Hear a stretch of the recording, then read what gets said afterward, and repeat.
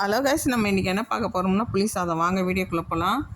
ஒரு ஸ்பூன் தனியா, ஒரு ஸ்பூன் மிளகு, ஒரு ஸ்பூன் வெந்தயம், கொஞ்சம் கடலப்பருப்பு, கொஞ்சம் உளுத்தம்பருப்பு, கொஞ்சம் காஞ்ச மிளகாய் எல்லாத்தையும் வறுத்து நல்லா பொடி பண்ணிக்கலாம்.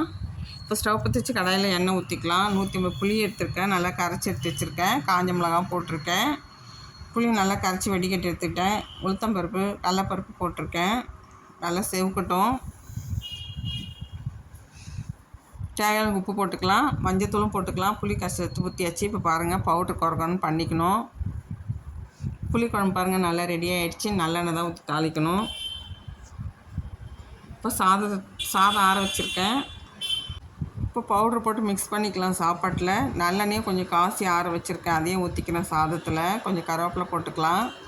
கொஞ்சம் வேர்க்கலையும் நான் போட்டிருக்கேன், வறுத்த வேர்க்கலை.